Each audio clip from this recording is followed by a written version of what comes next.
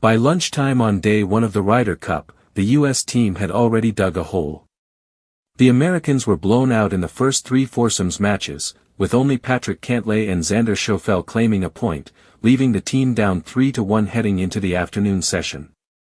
Things only worsened as the day went on. In the fourballs, Europe added another point, and the scoreboard heading into Saturday read 5.5 to 2.5 in favor of the Europeans. That has sparked a familiar debate: should the second-guessing of U.S. Captain Keegan Bradley begin immediately? The SI Golf panel weighed in. Bob Herrig, SI Golf senior writer, calls it fiction. He points out that the focus too often falls on the captain rather than the players themselves. While it's fair to question why Collin Morikawa or even Justin Thomas were out in certain pairings, the real issue was that Bryson DeChambeau and Scottie Scheffler, expected to be the team's anchors, simply didn't deliver.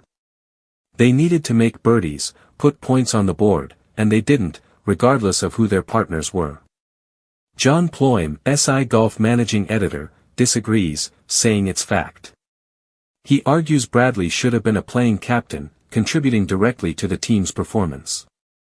Ployme also suggests that Scheffler, the world's number one, hasn't lived up to his ranking in the foursomes format, winning only a handful of holes across 3 matches.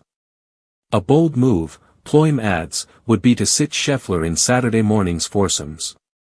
Jeff Ritter, SI Golf managing director, also calls it fact. He sees Europe as the better team on Friday, but notes that Bradley has gained clarity on pairings for the remaining sessions. He criticizes the DeChambeau-Thomas pairing in the first match, suggesting it was too much firepower too early, possibly costing the team a crucial point. Meanwhile, Morikawa and Harris English might be better off the course for a session, Ritter suggests. Michael Rosenberg, SI senior writer, disagrees, calling it fiction.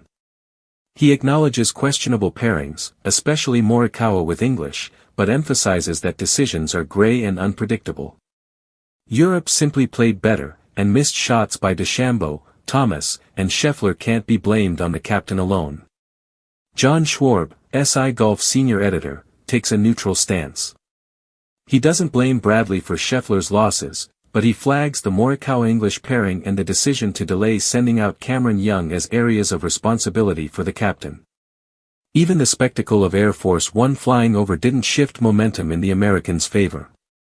The consensus: the U.S. team has work to do, Europe has the edge, and while questions about pairings and decisions will continue, the players ultimately must step up to change the tide.